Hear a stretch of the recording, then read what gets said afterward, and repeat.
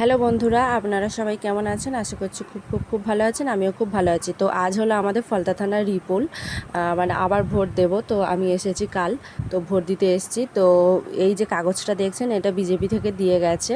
এরকম কাগজ আগে দিয়ে যেত, তখন আমি ছোট, তো অনেকটাই ছোট। তো এরকম কাগজ মানে প্রতি পার্টি থেকেই দিয়ে যেত।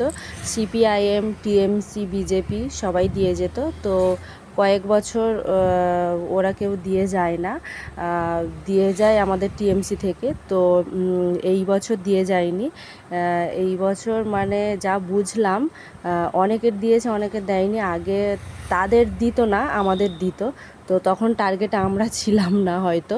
তো এই বছর বুঝতেই পারছি, কেননা কাগজ দিয়ে যায়নি, ওইসব মানে কোনো কিছুতে করেনি। তো বোঝাই যাচ্ছে মানে টার্গেটে হয়তো ছিলাম, মানে আমরা টার্গেটের মধ্যে ছিলাম। যদি জিততো মানে কিছু একটা হতো, 4 তারিখ জিতলে তো কিছু একটা হতো, এইটা মানে বুঝতে পারছি এখন।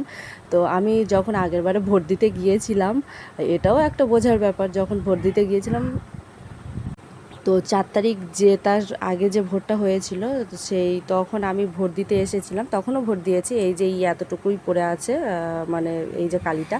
তো তখন ভোট দিতে এসেছিলাম, তখন সদস্য মানে ভিতরেই বসেছিল, ভোট দেওয়ার ওই বুথের ভিতরেই বসে। তো 4 তারিখ তার আগে যে ভোটটা হয়েছিল, সেই তখন আমি ভোট দিতে এসেছিলাম, তখনও ভোট দিয়েছি। এই যে এতটুকুই পড়ে আছে, মানে এই যে কালিটা। তো তখন ভোট দিতে এসেছিলাম, তখন সদস্য মানে ভিতরেই বসেছিল, ভোট দেওয়ার ওই বুথের ভিতরেই বসে। আর ওই যে সাউন্ডগুলো হয় কুঁক করে, ওটা তো আওয়াজ হয়েছে। তো ওরা বলছে যে তোমার ভোট হয়ে গেছে। তো আমি কি করব, আমার তো কাগজটাই তো নামছে না।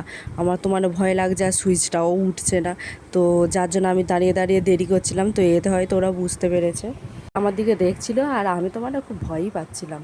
তো যাই হোক, আমি মানে এখন তো বুঝতে পারছি যে আমাদেরকে এই কাগজটা দিয়ে যায়নি, মানে এবছর টার্গেটে হয়তো ছিলাম।